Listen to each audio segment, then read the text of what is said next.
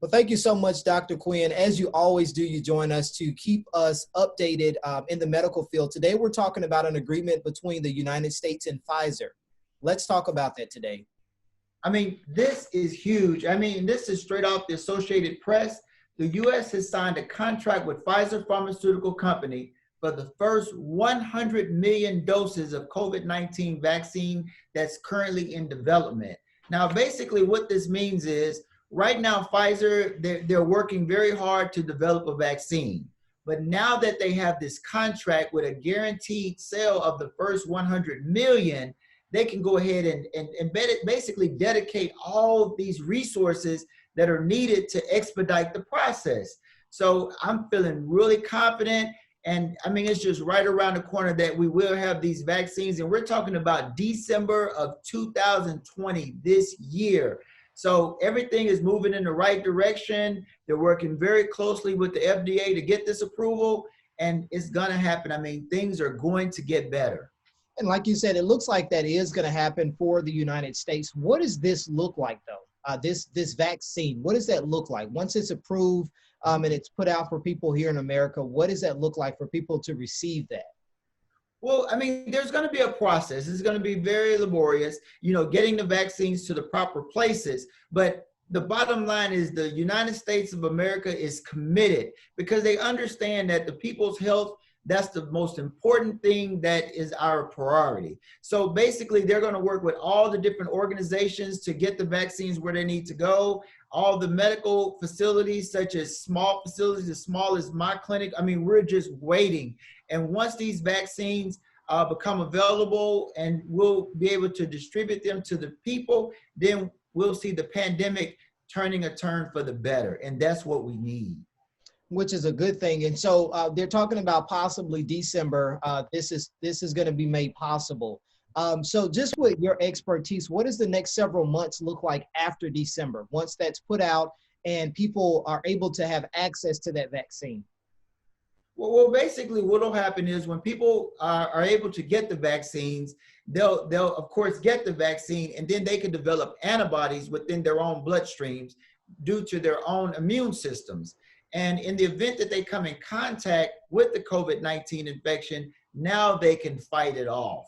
And it's going to really work well for the general public. Now, it's been stated that what's going to happen is we're going to try our best to target the vulnerable population first if possible. And that includes the elderly and also those with chronic medical conditions, because this is a population that has a higher incidence of a weakened or compromised immune system. That's the population we want to target first. But the bottom line is this has the potential to save a lot of lives, and this is what we need. And that's really good. And we were just talking about misconceptions. There are a lot of people that say vaccines are good and vaccines are bad. But first, let's define what a vaccine is first. Before we even go to through any misconceptions, let's talk about what a vaccine is for those who do not know. Right. Well, basically what it is our bodies have what's called the immune system. And once we're introduced to a foreign invader, such as an antigen, we develop antibodies, which are basically molecules within our blood system that can fight off that foreign invader inside of our bloodstream. What the vaccines are basically copies of the infectious antigen that we want to fight against, such as COVID-19. But what the vaccines are copies that are not infectious, or even particles from the COVID-19 virus itself. These particles are introduced in the form of a vaccine into our bloodstream. And once our immune systems identify this foreign invader, this foreign antigen, then they start building these antibodies. And in the event that we come in contact with the COVID-19 infection, if we contract it, now we have these antibodies that can fight it off very quickly, and now we can recover and not suffer to this same extent. And in a lot of cases, this can be the difference between life and death, especially for the vulnerable population, the elderly, and those with chronic medical conditions with weakened immune systems. Now, moving forward to the misconceptions now, and I hear, obviously, I do Millennial Matters talk show at Channel 12 as well.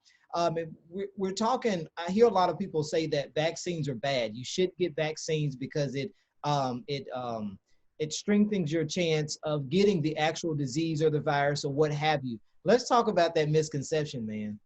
Right. Well, that I'm so happy that you brought this up. The FDA really regulates vaccines to make sure they are safe. There's a very strict, very lengthy protocol that must be done before a vaccine is admitted or at least verified safe by the FDA, which makes sure that everything is safe. So there are no vaccines out there that have been FDA approved that haven't gone through these testing and clinical trials to make sure that the vaccine is safe, because the FDA, they're there to protect us and they're doing a very good job.